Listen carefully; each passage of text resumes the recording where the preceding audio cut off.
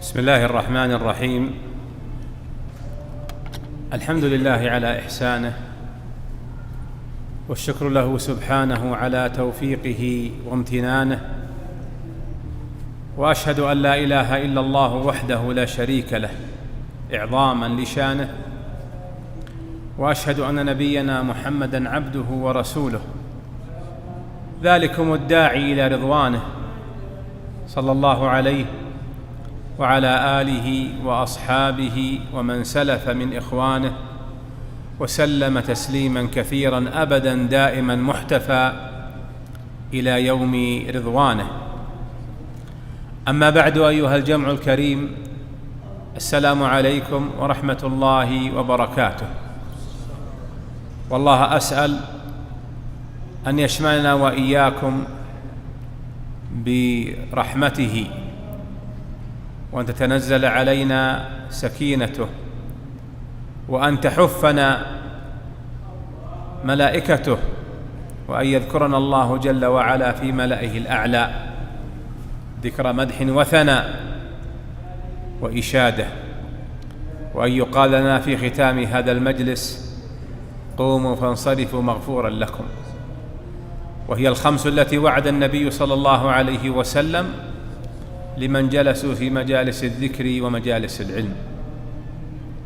أيها الجمع الكريم، سمعتم عنوان هذه المحاضرة، وهو عنوان جليل يتعلق بالتوحيد، يتعلق بتوحيد الله جل وعلا بأسمائه الحسنى وصفاته العلى، في أثره في تربية أنفسنا في عقيدتنا، وفي تربيتنا لمن تحت أيدينا من أهلنا وأولادنا، وفي تمثلنا ذلك حتى نكون به أسوات وقدوات حسنة لغيرنا. إن الإيمان بالأسماء والصفات أصل من أصول الدين في تحقيق توحيد رب العالمين.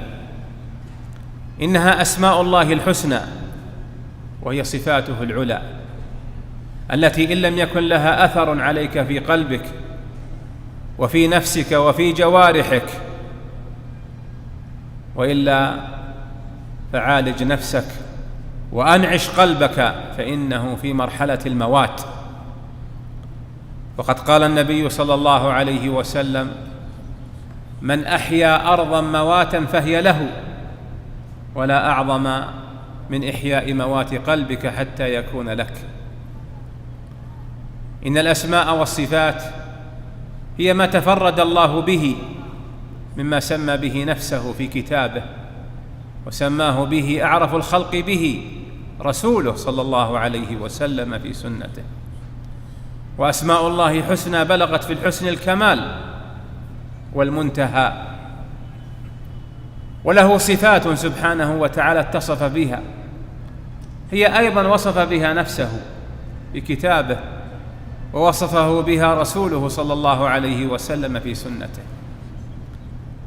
إن هذا الإيمان بأسماء الله وصفاته هو الذي ربى به نبينا محمد صلى الله عليه وسلم صحابته، وربى به أمته، حتى نقلهم مما كانوا فيه من الجاهلية الجهلاء في دركاتها إلى هذه الهداية والسنة البيضاء في علو درجاتها.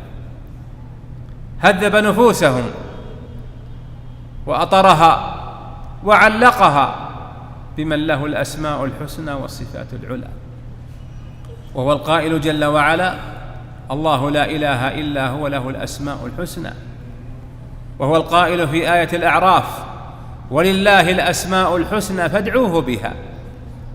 فهذا من أعظم التربيات ومن أعظم الانتهاج، أن توحد الله بقلبك في أسمائه وصفاته، وأن تخضع له وتنكسر بين يديه وتعبده وتدعوه بأسمائه وصفاته.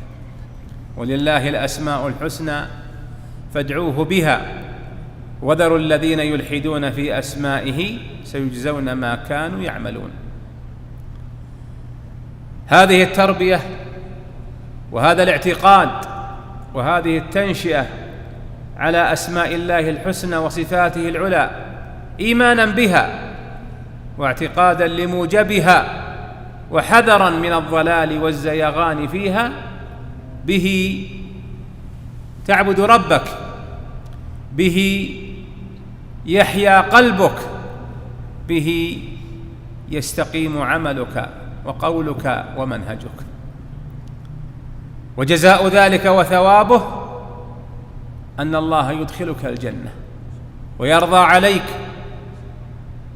وأن تعبده فتكون خليفة له في أرضه بتوحيده والإخلاص له.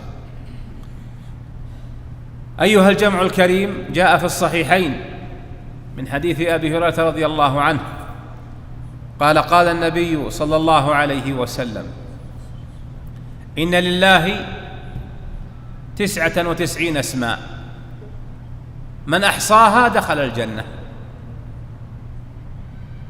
تأملوا في هذا الخبر وفي هذا الوعد. فالخبر في أوله: إن لله 99 اسما 100 إلا واحدة. من أحصاها، وهذا الوعد، دخل الجنة.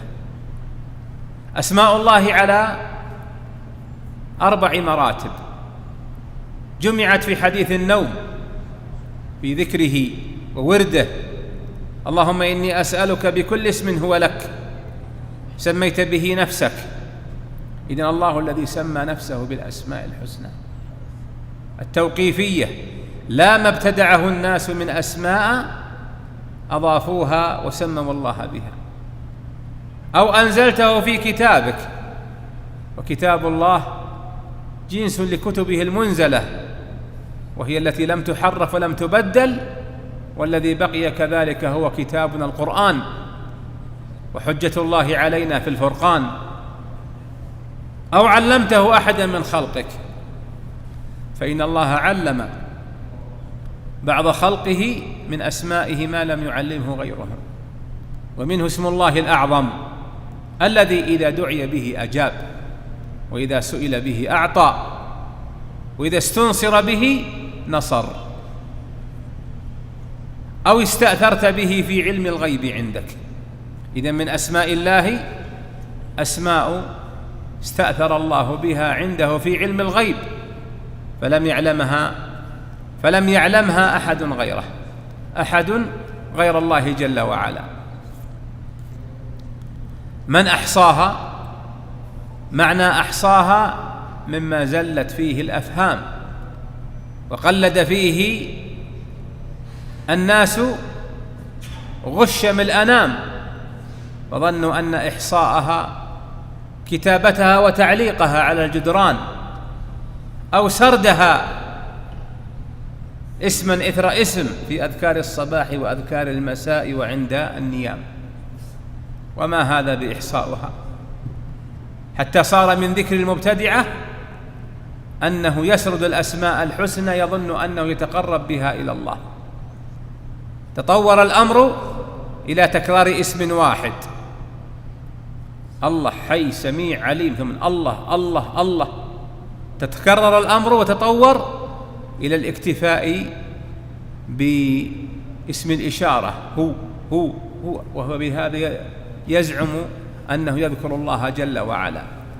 أغفله الشيطان عن ذكر الله حقا إلى إشغاله وإتعابه وإمضاء عمره في ذكر الله المحدث المبتدع الذي يزعم أنه ذكر لله وهو مردود على صاحبه. من أحصاها أي أنه جمع فيها 3 أنواع، 3 أشياء. أولها عد أسماء الله الحسنى وصفاته العلى من القرآن والسنة، لم يخترع، لم يحدث، لم يستحسن في أسماء الله ما ليس منها. وهذا كثير من الناس من يسمي الله بالدائم والباقي وليس من أسماء الله الحسنى. منهم من يسمي الله بالقديم والأزلي والأبدي وليست من أسماء الله الحسنى. منهم من يسمي الله بالأب كما عند ضلال النصارى واليهود. وليس الله من أسمائه الأب، لأنه ليس له ولد ولا والد ولا صاحبة ولا زوجة، لكمال وحدانيته. من الناس من يسمي الله جل وعلا بالصانع، وليس هذا من أسماء الله الحسنى. منهم من يسمي الله جل وعلا كما الفلاسفة بالعلة الغائية أو علة الأفلاك. في أسماء كثيرة ابتدعت، أول ما يكون من إحصائها أن تعد أسماء الله وصفاته من كتابه القرآن، مما سمى الله به نفسه ووصف به نفسه، أو ما سماه به ووصفه به رسوله صلى الله عليه وسلم وهو خير الأنام. وهذا معنى أن أسماء الله الحسنى توقيفية. الثاني أن تؤمن بها وتعتقد ما فيها من الكمال.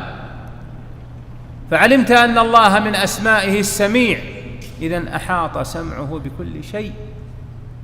فإذا ربيت نفسك واستشعرت هذا المعنى لم يخرج منك كلمة لا يحبها الله منك أو لا يرضاها عنك.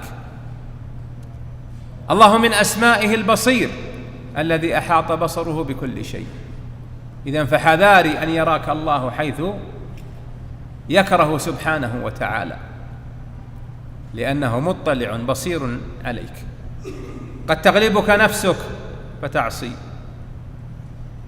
تغلبك جوارحك فتفجر، يضعف فيك وفيها إيمانك بأثر هذه الأسماء والصفات عليك. فإذا وقع ذلك فاعلم أن من أسماء الله الغفور، ومن أسمائه الرحيم، ومن أسمائه التواب والودود الذي يتودد إلى عباده ويرحمهم رحمة بعد رحمة، ويتوب عليهم إذا تابوا، ويغفر لهم إذا استغفروا. فيكون في أسماء الله أعظم أثر أن ترجع بعد أن تبتعد، وأن تصون نفسك بعد أن يغلبك هواك ونفسك وشيطانك ودنياك. ولقد جاء في الحديث عند بعض أهل السنن عن أبي رزين العقيلي اليماني قال النبي صلى الله عليه وسلم: إن الله يعجب، في رواية إن الله يضحك من قنوط عباده وقرب غيره، من قنوطهم في تأخر نزول المطر والغيث الذي به حياة أبدانهم وبلادهم. يضحك الله من هذا القنوط الذي عجل به العباد، وقرب تغيير الله حالهم من حال إلى حال، لأنه أحاط بكل شيء علما، وهم قصر علمهم إلا على الشاهد المحسوس. إن الله يضحك من قنوط عباده وقرب غيره، تغيير حالهم من جدب ومن قحط ومن حر إلى مطر وحياء واعتدال. سمعها هذا الأعرابي أبو رزين فقال: يا رسول الله، وانتبه إلى ما قال، يا رسول الله، أو يضحك ربنا؟ قال صلى الله عليه وسلم: نعم. قال: إذن لن نعدم من رب يضحك خيرا. أثر عليه هذا الاسم من أسماء الله، أثر عليه هذا الوصف من صفات الله العلى بأن الله يضحك. إذن لن يعدم من رب يضحك خيرا. أحسن بالله من جراء هذا الوصف، أحسن بالله ظنه، وعلق بالله أمله، وأقره على ذلك النبي صلى الله عليه وسلم.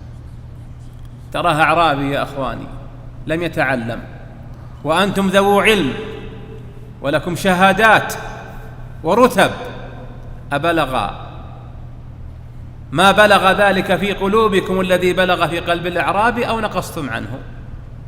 إنه تمثل هذه الصفة من صفات الله بأنه يضحك، فأمل بالله بها خيرا، وأحسن بها ظنا. في تربيتك نفسك على هذا الإيمان وعلى هذا التوحيد في أسماء الله وصفاته، يحدوك ويحتم عليك أنك إذا صليت وإذا زكيت وإذا أديت فرض الله عليك وإذا انتهيت عن معصية الله منك تفعلها لله خوفا وطمعا، حبا ورجاء وتعظيما. تأتيك نفسك وشيطانك وهواك، وربما حفزه أيضا جلساؤك ونظراؤك، إلى أن تبتغي بها مدحة مادح أو تتقي مذمة ذام أو تنتظر ثناء المثنين، فيحرفها شيئا فشيئا إلى أن يكون العمل لغير الله. أين إيمانك بأن الله يسمع كلامك ويرى نيتك وحالك؟ ضعف ذلك الأثر في أسماء الله عليك حتى ذهبت تحب المدح والثناء وتطلب الهياط بمعانيه المتفرقة، فالتفت قلبك عندئذ لغير الله جل وعلا. تريد أن تردع نفسك وتردع غيرك، ولا سيما ممن تحت يدك من أولادك وأهلك، من جيرانك وطلابك، فخوفهم بالله وأعظم تعليق قلوبهم رجاء بالله. اعلموا أن الله شديد العقاب وأن الله غفور رحيم. إن العلم بذلك علما يستقر في القلوب لا بد أن يكون هو أعظم رادع، بل وأعظم حاث لك في طاعة الله وترك وودع معصيته. إنه من أثر أسماء الله وصفاته. إذا ربيت أولادك الصغار لا تربهم على العقوبة، بل نشئ فيهم تعظيم الله في توحيده في أسمائه وصفاته، أنهم إذا لم يصلوا يغضب الله عليهم لأنه يغضب ويرضى سبحانه، وأنهم إذا صلوا وأدوا فرض الله أن الله يحبهم ويرضى عليهم. ينشأ ذلك في نفوسهم وتربى عليه مقاصدهم إلى أن يعظم توحيد الله فيهم، فيكون الدافع والحافز في الفعل وفي الترك مراقبة الله ومخافته، لا خوف الرقيب من الناس وخوف عقابه وخوف ألمه. هذا أصل عظيم، أصل عظيم يتعلق بتعظيم الله. يقول إبراهيم النخعي يعني آباءه علقمة بن قيس والأسود بن يزيد، وهم طلاب عبد الله بن مسعود رضي الله عنه، قال: كانوا يضربوننا على الشهادة والعهد ونحن صغار. أنا أتيت بها للمفارقة العظيمة بيننا وبينهم. يضربوننا يؤدبوننا على الشهادة، ما يشهد إلا على أمر يقين. الحين الصغار والكبار أنا أشهد، من استشهدك؟ من طلب شهادتك إلا الزلاقة والهياط في لسانك؟ وهذا معنى ما حذره النبي علينا في قوله صلى الله عليه وسلم: خير الناس قرني ثم الذين يلونهم ثم الذين يلونهم ثم الذين يلونهم ثم يأتي قوم يشهدون ولا يستشهدون. ما طلب منهم أحد الشهادة، إنما يرجو بها ماذا؟ مدحة أو ثناء وكلام لا ينفع، ويخونون ولا يؤتمنون. هذه مسألة. يضربوننا على الشهادة لأنهم يعظمونها بتعظيم من يعبدونه. الشهادة ثقيلة أمر الله بأدائها: واستشهدوا شهيدين من رجالكم ولا تكتموا الشهادة ومن يكتمها فإنه آثم قلبه. وفي زماننا مع رقة الإيمان وقلة العلم وغلبة الجهل وملاحظة ما عند الناس من مدح وثناء يشهدون ولا يستشهدون، حتى جاءت رتبة بعد ذلك: إذا ذكر عنده اسم شخص أو قبيلته أو جهته ولم ينعم ولم يشهد صارت عندهم في نفوسهم وقفة. ليه؟ خالف مألوفهم الذي ألفوه من غير هدى ومن غير نور. ويضربوننا على العهد، والعهد هو اليمين، فلا يرضون أن يحلف إلا بالله، وإذا حلف بالله يحلف وهو صادق لا متهاون. حلف أبناؤنا بالذمة وأخذ اللعابة وحطها في رقبته. حلفوا بالعهد، حلفوا بالأمانة وتحالفوا بها.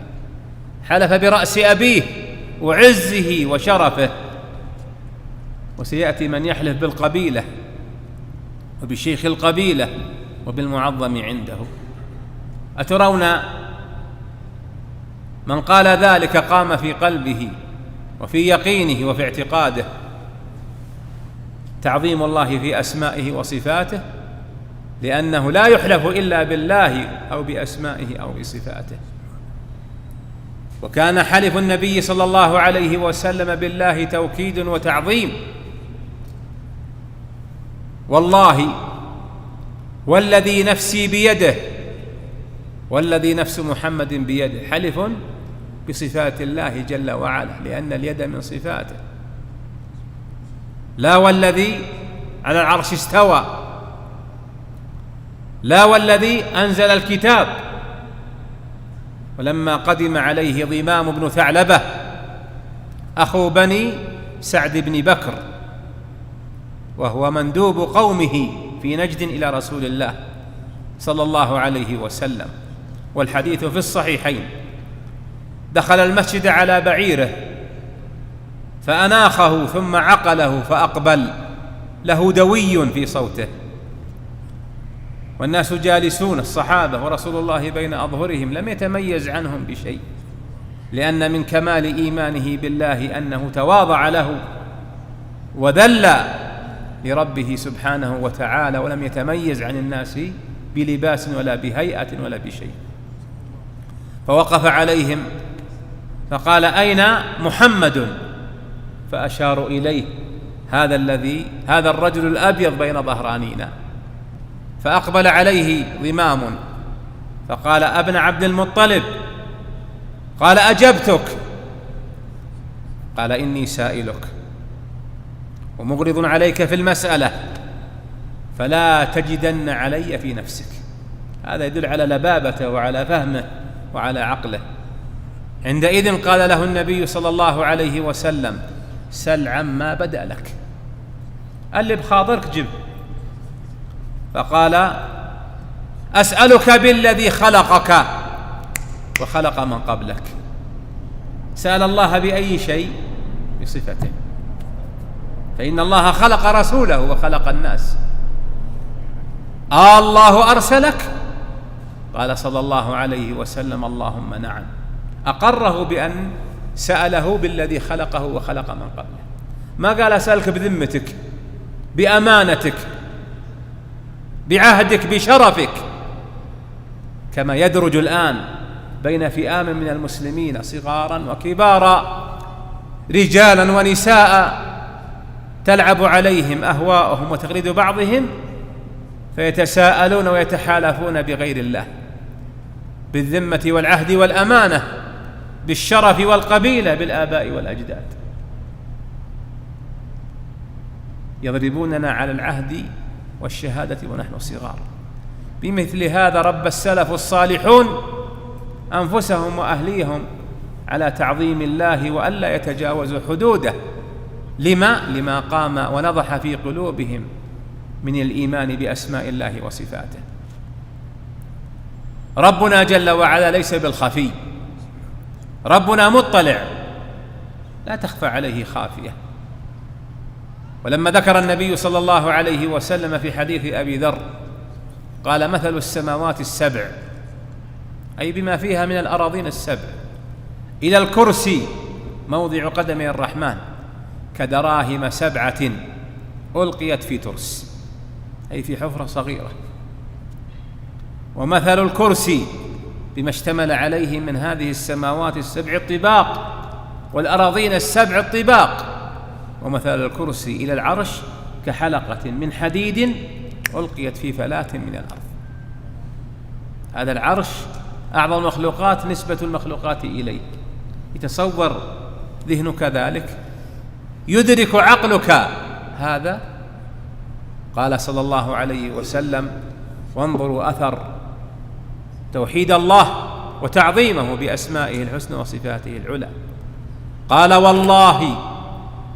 والله فوق العرش لا تخفى عليه منكم خافية، مطلع، يراكم، يسمعكم، يعرف ويعلم نواياكم ومقاصدكم، لا تخفى عليه منكم خافية.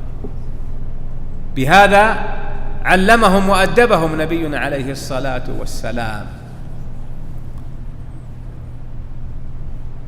ولما عس عمر ورضي الله عن عمر، يعس يتفقد خلل المسلمين وعيباتهم ونقصهم وهم في الليل، مر فسمع وطرق مسمعه قول المرأة لابنتها: أن امذقي اللبن، اخلطيه بالماء يزداد، عشان يحصلون زود دراهم. فقالت: إن أمير المؤمنين عمر نهى عن ذلك. فقالت: وأن لعمر منا.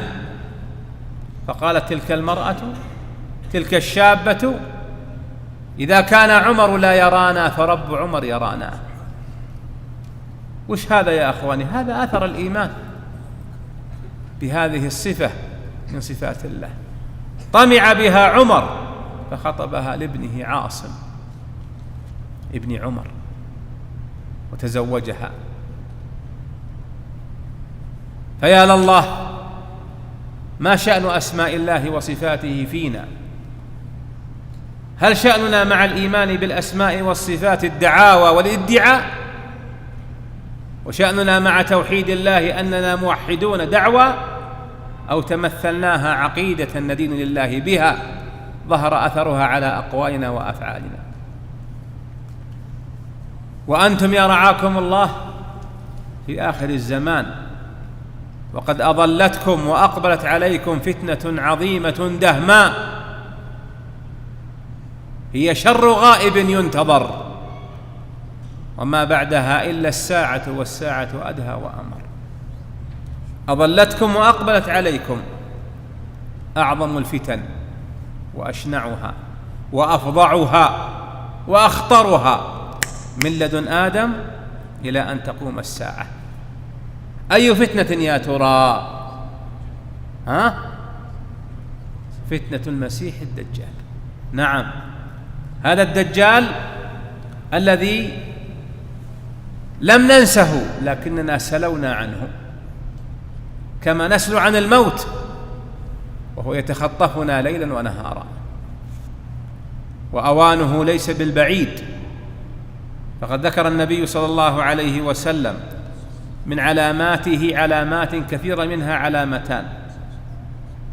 روى الإمام أحمد وغيره عن الصعب بن جثامة الليثي رضي الله عنه قال النبي صلى الله عليه وسلم: لا يخرج الدجال حتى يذهل الناس عن ذكره، وحتى تترك الأئمة خبره على المنابر. هاتان علامتان، فما ترون فيها؟ وقعتا؟ نعم، وما زالت بالازدياد. والأصل في هذا ما روى مسلم في الصحيح من حديث النواس بن سمعان الكلابي رضي الله عنه الطويل.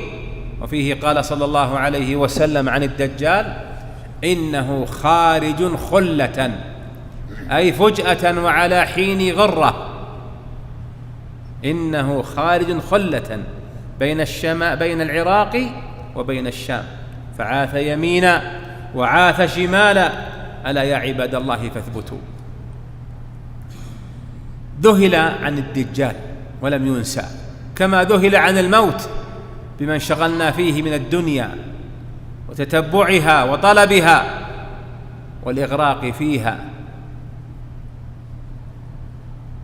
وقل ذكره على منابر العلم ومنابر التعليم، وأعظمها منابر الجمعة. متى آخر ما سمعت خطبة الربع عن الدجال؟ شرقوا وغربوا حتى غدت في مراحل ليست بالبعيدة خطب الجمعة كأنها نشرات أخبار سياسية في تحليلاتها.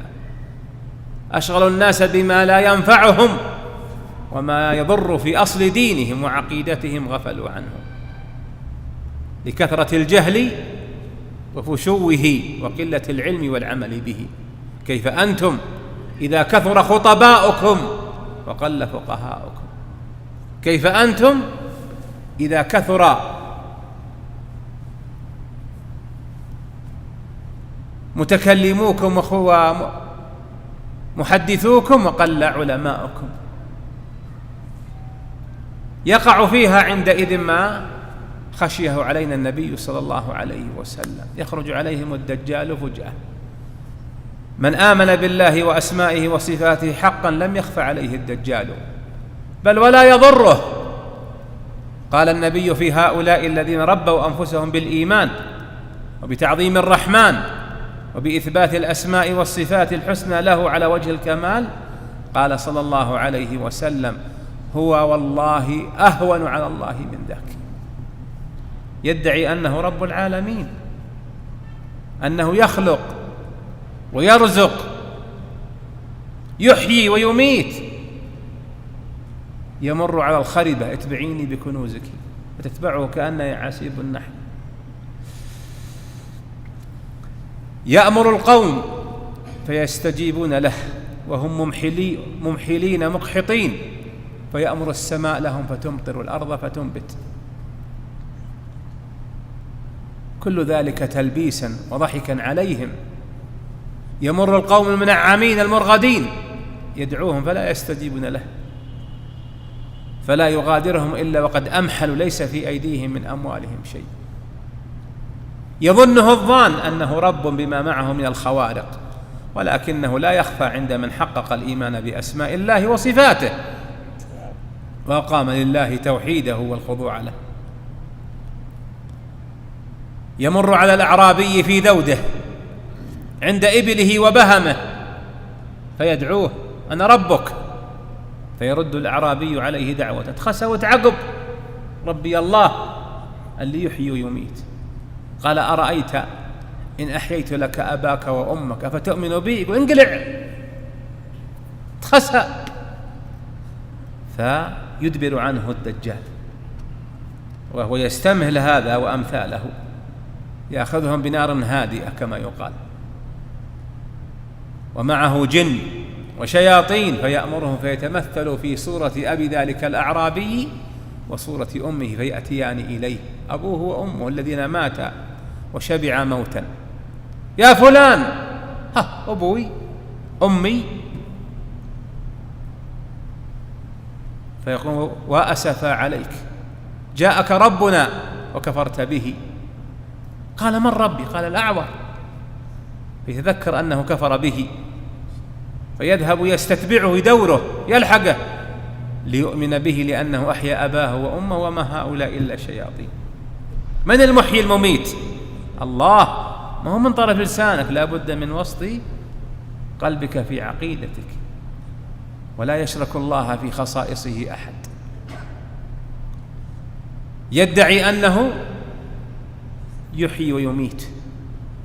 ينتدب إليه شاب ملئ إيمانا بتوحيد الله وتعظيمه وعبادته وأسمائه الحسنى وصفاته العلى، فيكفر بالدجال فتذهب زبانيته وأعوانه وجنوده ودساكره يريدون أن يصفوه ويقتلوه، فيقول بعضهم لبعض لا تعجلوا حتى ترفعوا أمره إلى من هو فوقكم، إلى أن يرفع أمره للدجال إلى ربهم الأعور الكذاب فيحضر بين يديه. هذا تربى على الإيمان وعلى توحيد الأسماء والصفات، فإذا أحضر بين يديه ورآه الشاب رأى عوره، رأى دمامته، رأى شدة جعودة رأسه، رأى عرض منكبيه وغلظ رقبته، عرفه بما عرفنا به رسول الله صلى الله عليه وسلم، فيقول أنا ربك، فيقول له الشاب أنت الأعور الكذاب الذي حذرناه نبينا صلى الله عليه وسلم. ما الذي جعله يثبت أمام هذا الجبروت؟ إنه الإيمان، إنه أثر التوحيد في أسماء الله وصفاته، فيرغبه الدجال، فلا ينفع مع هذا المؤمن ترغيب ولا أماني ولا دنيا، فينتقل من الترغيب إلى الترهيب، إلى التهديد، إلى الوعيد والزجر، إلى العذاب، ولا ينفع معه. فيأمر الدجال بالمنشار. تبون منشار كهربائي، فينشر ما بين مفرق رأسه إلى ما بين قدم، إلى ما بين فخذيه، يعني أماته فيما يريه للناس من بهرجه ودجله وسحره، فيفرق بين القطعتين مسافة بعيدة قدر رمية الغرض. إذا رمى أحدكم غرضه هكذا المسافة بين القطعتين، ثم يقول عد كما كنت، فيعود الشاب كما كان وجهه يتهلل كأنه مذهبه، فيقول الآن بعدما أمتك ثم أحييتك أفلا تؤمن بي؟ فيقول ذلك الشاب الذي ملئ إيمانا. أي إيمان يا أخواني؟ إيمان بربوبية الله فلا رب غيره، إيمان بعبودية الله فلا مألوه ومعبود غيره، إيمان بأسمائه الحسنى وصفاته العلى أثرت في كيانه وفي قلبه وظهر أثرها على جوارحه، حتى استرخص الدنيا في سبيل إيمانه بربه وعدم تنازله وتزيده عليه. قال أنت الأعور الكذاب والله ما ازددت بك إلا يقينا. فيغضب ويحنق الدجال عليه حنقا، فيتناول السكين فيذهب يجريها على رقبته. قال صلى الله عليه وسلم فلا تمضي، تغدو رقبته كالنحاسة. فيعلم الخبيث الأعور المسيح الدجال أن شأنه إلى سفال وأن أمره إلى زوال، فيهرب إلى أرض الشام إلى بيت المقدس حتى ينزل عيسى ابن مريم عليه وعلى نبينا وأنبياء الله أفضل صلاة وأزكى سلام، فيقتله. إن من آمن بالله وأسمائه الحسنى وصفاته العلى لم يخف عليه شأن الدجال ولم يلتبس عليه. الله واحد أحد فرد صمد، والدجال مسكين مخلوق من أبوين يبقيان مدة لا يولد لهما ثم يرزق بهذا المسخ الأعور الكذاب. الدجال يرى في الدنيا ويعاشر، والله جل وعلا لا يمكن أن يرى في الدنيا. ففي الصحيحين عن أبي موسى الأشعري رضي الله عنه قال قال النبي صلى الله عليه وسلم واعلموا أنه لن يرى أحد منكم ربه حتى يموت. الدجال ظالم وربي أعدل العادلين، إن الله لا يظلم مثقال ذرة وإن تكن حسنة يضاعفها ويؤتي من لدنه أجرا عظيما، وإن تكن حسنة يضاعفها ويأتي من لدنه أجرا عظيما. الله عادل، إذن هذا فرق. الدجال دميم في خلقته أعور في عينه اليمنى كأنها عنبة طافئة، أجلى في جبهته، شديد الجعودة في رأسه، إذا مشى فجح بين قدميه. وربي كامل في ذاته، جميل في أسمائه وصفاته. كذا وصفه سيدنا رسول الله صلى الله عليه وسلم: إن الله جميل يحب الجمال. الدجال ضعيف والله قوي، الدجال لئيم خسيس وربي كريم سبحانه ودود.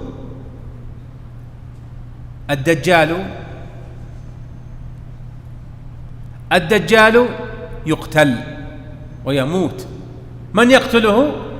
عيسى بن مريم، والله حي لا يموت، بل لا يجوز عليه السنة والنوم، وهما أقل من الموت ببون شاسع. وتقرؤون في آية الكرسي: الله لا إله إلا هو الحي القيوم لا تأخذه سنة ولا نوم. الدجال في النار لأنه كافر، وربي جل وعلا خلق لكم الجنة والنار، فالجنة كرامته لعباده الموحدين وأوليائه المخلصين، والنار لضدهم. الدجال مع الخلق حال بهم، وربي جل وعلا تعالى أن يحل بخلقه، بل هو على عرشه بائن من خلقه، لا تخفى عليه منكم خافية. أليس هذا أثر؟ وأي أثر لإيمانك بتوحيد الله وأسمائه وصفاته؟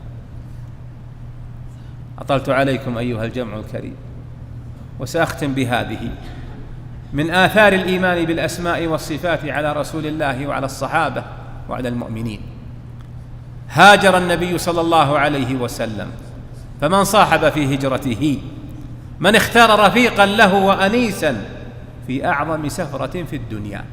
هذه السفرة في الهجرة التي غيرت وجه الدنيا. اختار أحب الناس إليه وأمنهم عليه في نفسه وماله وأهله.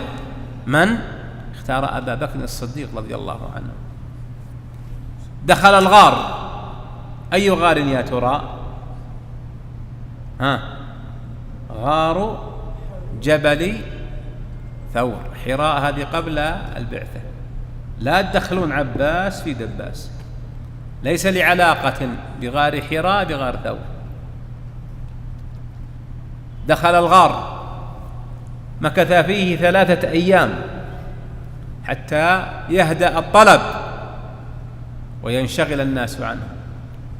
تبعوا الأثر، تبعه المشركون. وأبو بكر أول ما دخل الغار دخل قبل رسول الله، يسد فيه فرجه حتى ما يأتي من القوارص والدواب ما يؤذي رسول الله. خائف على رسول الله، ما خاف على نفسه، لكمال إيمانه وصديقيته رضي الله عنه وأرضاه. كنا في الغار 3 أيام بلياليها. تبع المشركون الأثر وفيهم قصاصه حتى انتهوا إلى الجبل فرقوه، ولم يروا رسول الله ولا أبا بكر في الغار. وأبو بكر قلبه يرجف فرقا وخوفا على رسول الله أن يناله المشركون. قال أبو بكر: يا رسول الله، لو نظر أحدهم موضع رجليه لرآنا. لماذا أجابه النبي عليه الصلاة والسلام؟ أجابه بتوحيد الأسماء والصفات. قال: يا أبا بكر، ما ظنك باثنين؟ إيش؟ الله ثالثهما.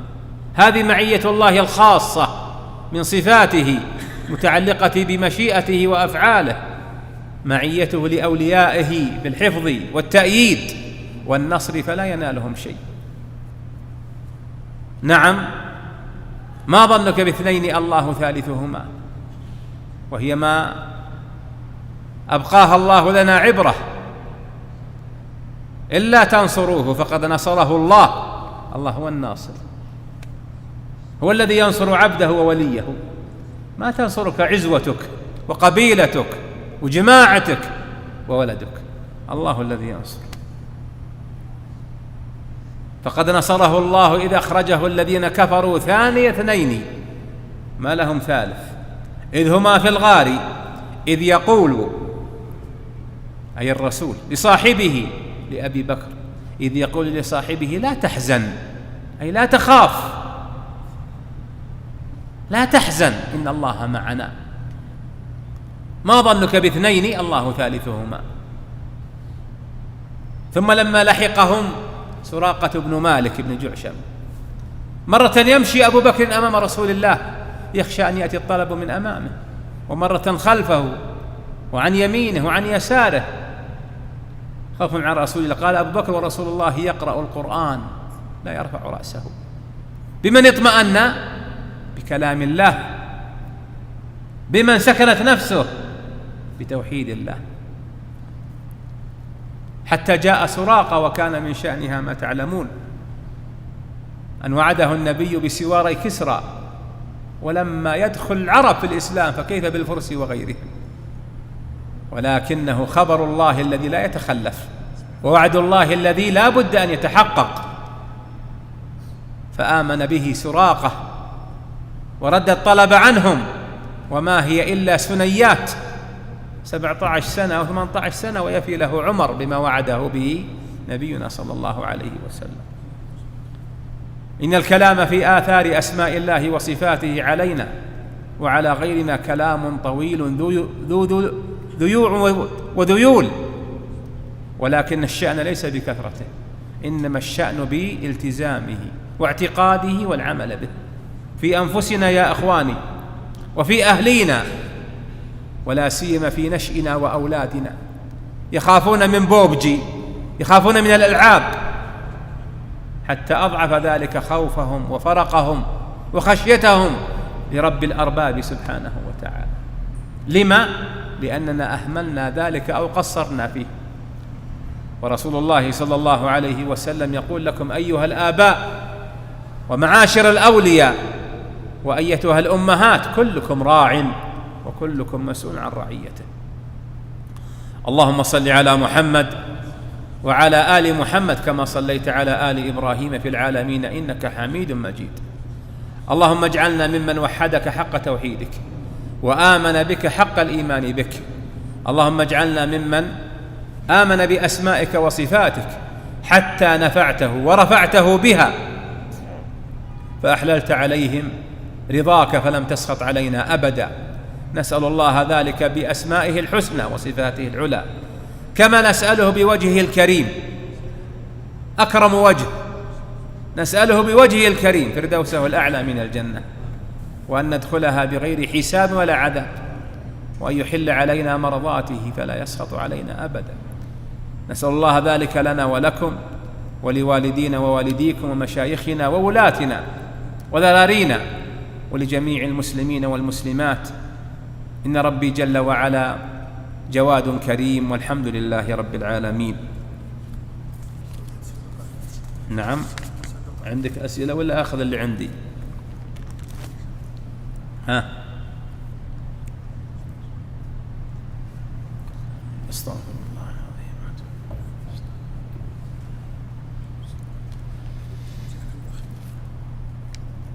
ترتبها شوي.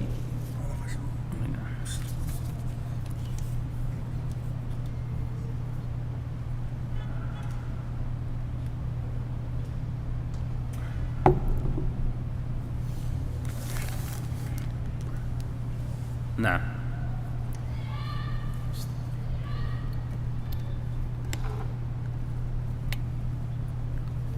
عطنا اللي جاهز منها.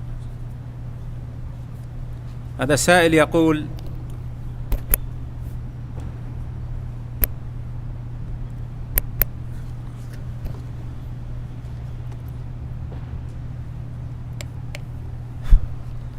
هذا السائل يقول: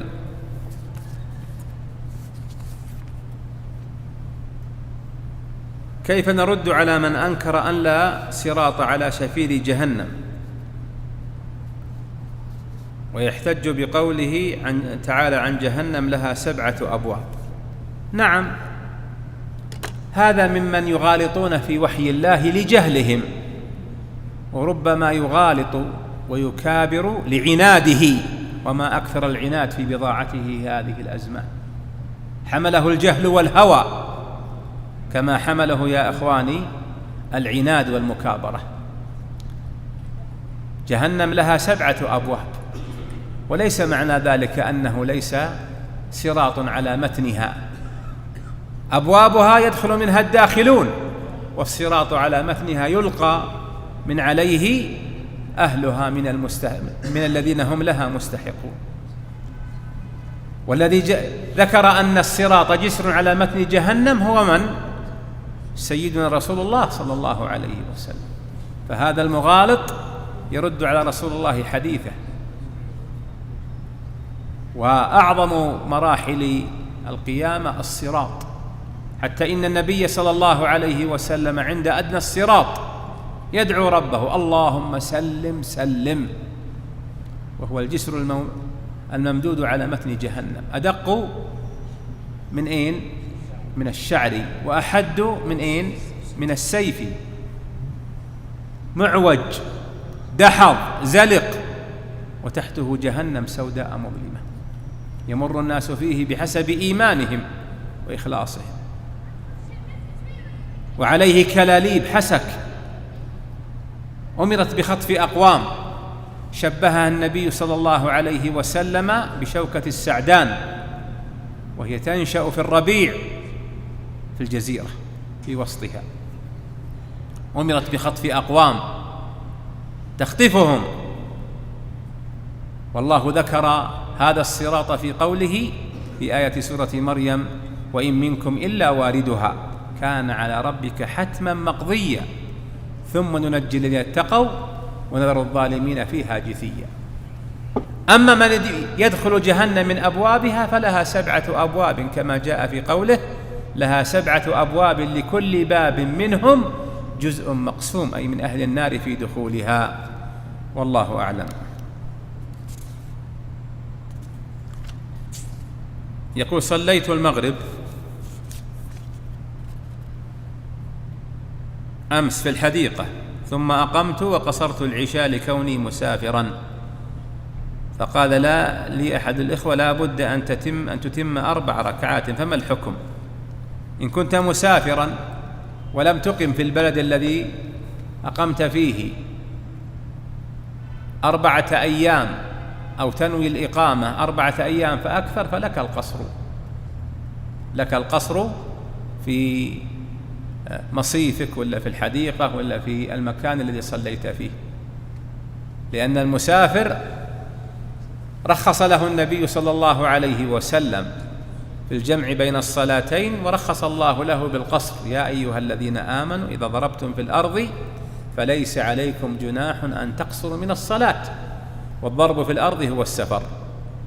لكن يا أخي وأنتم في المصايف، إن كنت في حديقة وسمعت الأذان من المؤذن في المسجد فإن الواجب عليك ولو كنت مسافرا أن تشهد الصلاة مع الجماعة، فإن قدموك إماما لك القصر، وإن صليت معهم فتتم صلاتك، والأفضل لك ألا تجمع، لأن المسافر إذا أقام فالمسنون في حقه القصر دون الجمع.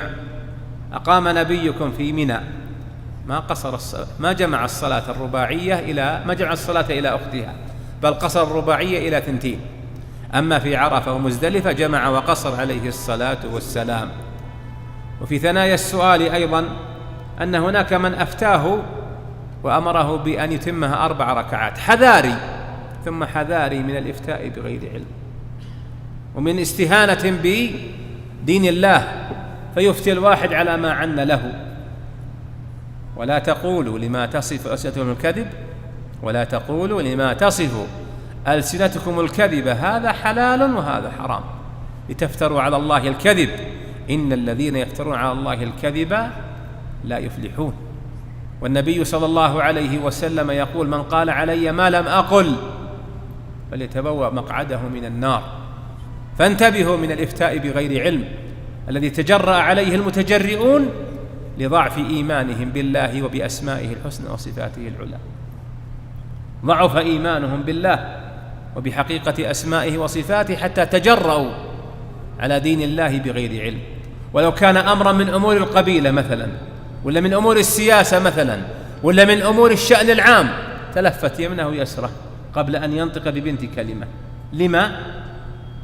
لما قام في قلبه من الخشية أن يؤثر عليه قول يدينه، فكيف والملائكة عن يمينك ويسارك يكتبون ويعدون.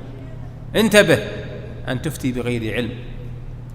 إن اختلفتم فاسألوا أهل العلم، وجوالك في مخباتك، اتصل واسأل واسترشدوا بأهل العلم، ولا تتجرأ على دين الله جل وعلا. والله أعلم. يقول: أصلي الفجر بعد شروق الشمس من عدة أشهر بسبب النوم، أما النوافل فلا أصليها، وأنا أشك في حالي وفي عقد الزوجية، فما توجيهك؟ أولا، يظهر أنك يا أخي عندك وساوس في شكك في حالك وفي زوجتك، أو أنه غلبت عليك الذنوب حتى كدت أن يطبع على قلبك. فلما تستمر من أشهر على أن لا تصلي الفجر إلا بعد طلوع الشمس؟ لا تتعذر بالنوم، إذ لو كان عرقا سمينا أو وظيفة أو مكافأة لقمت إليها، ولو كان اختبارا أو مهمة عمل يحاسبونك على التأخير بخصم يوم لكنت أول الحاضرين إلى عملك. صلاتك أعظم، واهتمامك بأداء فرضك حاديه مخافة الله وخشيته ورجاء ما عنده سبحانه وتعالى. واحذر من الوساوس يا أخي، والله أعلم. يقول: قبل سنوات كنت حريصا على العلم وعلى طلبه، تركت ذلك وأهديت كتبي، والآن أرغب في الرجوع لكني لم أستطع في ذلك، فما تقول؟ أنت تحتاج إلى علاج لما في قلبك، وتحتاج إلى أن تتابع نفسك، فعندك من الأهواء والتراهات والتفكير والاضطراب ما دل على أنك لم تتحقق في قلبك ثمرة العلم في طلبه. يمكن نيتك ما كانت صالحة، تبي العلم للشهرة، للذكر، للمدح، لطلب الثناء، أو أنك لم تنظر إلى فضل الله الذي أعده لأهل العلم، نزوة ورغبة، أو أنك ممن عصيت واستمرأت المعصية، فإن المعاصي تميت القلوب. أعظم الغفلات في المعاصي يا أخواني، فانتبه من غفلة يغلف فيها على قلبك بران. الله يعافيك ويعافي المسلمين من كل هم وبلاء ولا يبلانا، إنه على كل شيء قدير. حضر الوقت؟ نعم. يقول: من قال لزوجته أنت علي حرام في لحظة غضب. والله ما سمعنا أحد يحرم ويطلق ويشرب شاهي ولا يتقهوى ولا يأكل سكريم. الغضب ليس بعذر، هذا ما هو بغضب، هذه حماقة وجهالة وسوء تعظيم لله سبحانه وتعالى، الذي حرم عليك أن تحلف إلا به وأن توكد الأمر إلا به سبحانه. لما علي الحرام وفلانه طالق، يجيك المهايط الثالث فلان طلاق أبلغ من طلاقك، حتى يقول القائل: علي الطلاق الثلاث الحارمات. ما كفاك وحده من هياطك الفاضي ومن جرأتك على الله سبحانه وتعالى وتعديك حده وحدوده. تلك حدود الله، ومن يتعد حدود الله فقد ظلم نفسه، لا تدري لعل الله يحدث بعد ذلك أمرا. يكفيك أن تعظم الأمر وتوكده بالعظيم وهو الله، فإن تعديت ذلك حلفت بغير الله فوقعت في الشرك في الألفاظ، بالتحريم، بالطلاق، بغيره، ثم تبحث عن الفتوى. ما صار همك أن تحلف بغير الله، همك زوجتك ما تروح. هي المفارقة يا أخواني، وأي الازدواج في هذا. والقول بأن علي الحرام شديد عند العلماء، أشد من الطلاق، لاحتمال أن يكون أراد بالحرام الظهار، حرم زوجته كأمه وأخته وبنته، أو أراد بالحرام تحريم الحلال، أو أراد به الطلاق أو أراد به الحث والمنع، وكل واحدة منها يستفصل فيها ويحلف عليها حتى لا يتلاعب بدين الله عز وجل. فتب إلى الله وارجع إلى دار الإفتاء في قولك علي الحرام. والغضب ليس لك عذر، إنما الغضب الذي لا ينفذ معه الطلاق الغضب المغلق، لا طلاق في إغلاق، لا يدري ما يقول، غاب عنه شعوره، لا مبادئ الغضب الذي يدري ما يقول، وإنما هياط من المهايطية. غفر الله لنا ولكم. حضر الأذان والله أعلم. نعم. هذا سائل يقول: رجل قال لزوجته أنت محرمة علي، هل هذا ظهار أم يمين أم طلاق؟ ذكرنا هذا في الجواب السابق، وذلك أنه إذا قال أنت علي محرمة لا بد من حضوره عند المفتي له، ثم يستفصل منه ما مرادك بأنها محرمة. فإن قال إنها حرام علي كحرمة أمي وأختي وبنتي وعمتي وخالتي فهذا هو الظهار، وحكمه أنه يجب عليه عتق رقبة، فإن لم يجد فصيام شهرين متتابعين من قبل أن يتماسا، وعليه التوبة. وإن قال مرادي بأنك محرمة علي أنك طالق، فينظر كم طلقة النواها بهذا الكلام ويحلف عليها. وإن قال في الحالة الثالثة أنت محرمة علي، يريد من ذلك أن يحرم الحلال الذي أباحه الله عليه، فهذا ما إثم ومعصية، عصى ربه بأن حرم عليه ما أحله الله له. وفي الحالة الرابعة إذا قال أنا قصدي من ذلك المنع أو الحث، فنقول قولك هذا حرام وأنت آثم به، وأيضا عليك كفارة يمين، لأن معنى الحث والمنع كمعنى اليمين، وليس معناها كفارة يمين من غير توبة كما يشتهر عند الناس، كفر كفارة وخلاص، لا، كفر كفارة يمين وتب إلى الله من هذا القول الفاحش المحرم الذي قلته وعصيت ربك به، والله أعلم. هذا السائل يقول: ما هو موقف المعتزلة والماتريدية والجهمية في أسماء الله وصفاته؟ هذه 4 طوائف. نبدأ بالجهمية، اتباع الجهم بن صفوان السمرقندي، وهؤلاء أنكروا أسماء الله الحسنى وصفاته العلى، وحكم عليهم العلماء بالكفر لأجل ذلك.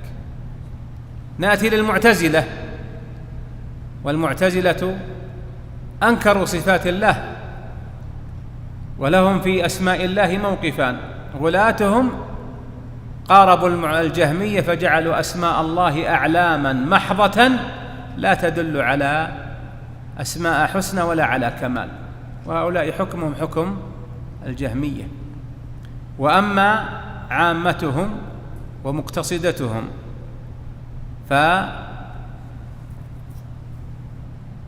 فأنكروا فأثبتوا لله الأسماء لكن بغير ما تدل عليه من كمال وصفات، اسم رحيم سميع بصير من غير رحمة ولا سمع ولا بصر. وهؤلاء بلغوا في الضلالة في هذا الباب مبلغا كادوا أن يخرجوا به من دين الله.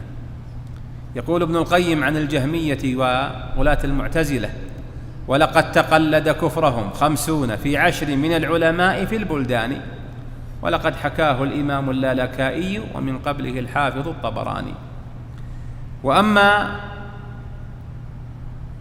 جمهور المتكلمين من الأشاعرة منتسبين إلى أبي الحسن الأشعري رحمه الله في طوره الثاني، فأثبتوا أسماء الله الحسنى وأثبتوا 7 من صفات الله، والباقي أولوه وعطلوه، فهم ضلال مبتدعة في هذا الأصل العظيم، في أصل من حرفوا فيه مما أولوه وأنكروه من صفات الله الخبرية أو صفاته الفعلية المناطة بمشيئته.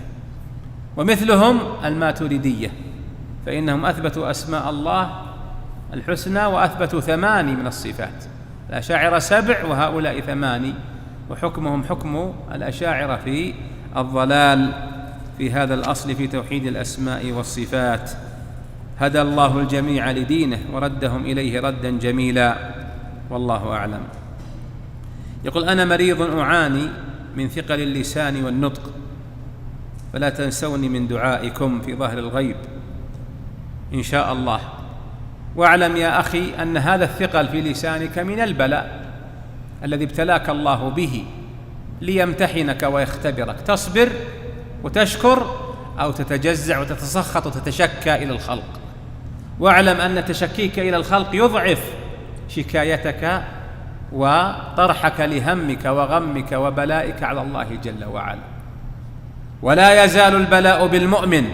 اسمع أيها المبتلى، اسمع أيها المريض، اسمع أيها المغموم والمكروب. لا يزال البلاء بالمؤمن حتى يمشي على الأرض وليس عليه خطيئة، فضلا من الله وجزاء لك على هذا الصبر. وأعلى من الصبر الرضا بأقدار الله المؤلمة، وأعظم من الصبر والرضا شكره سبحانه على هذا البلاء. وفي الحديث الصحيح في الصحيحين أن الله إذا أخذ حبيبتي عبده وهما عيناه فأورثه العمى وصبر على ذلك عوضه الله بهما ماذا؟ جنته.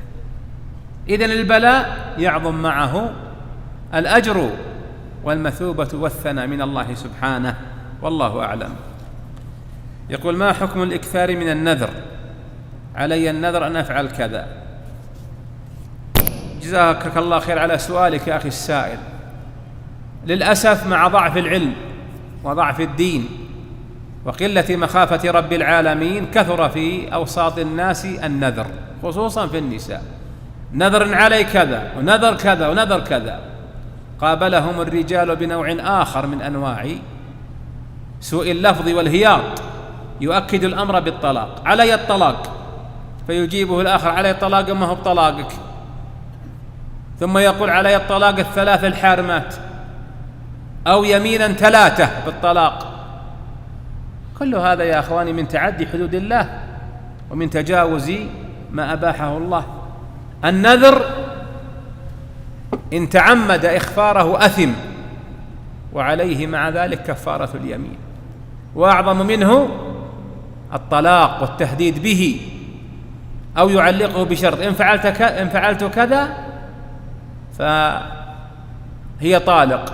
علي الطلاق إلا أعشيكم أو أغديكم أو أكرمكم. يعني إذا ما غد ولا عش ولا أكرم يقع طلاقه، لأنه طلاق معلق بشرطه في قول جماهير العلماء وفي قول الأئمة الأربعة.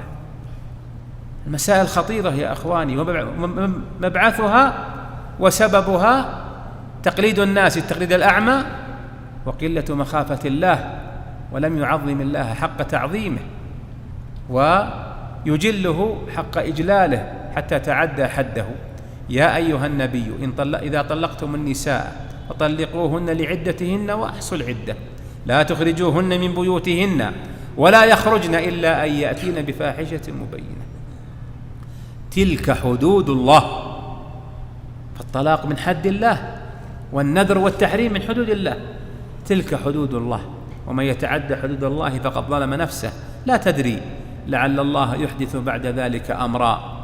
هذا والله تعالى أعلم، وصلى الله وسلم على نبينا محمد وعلى آله وأصحابه أجمعين، والسلام عليكم ورحمة الله وبركاته.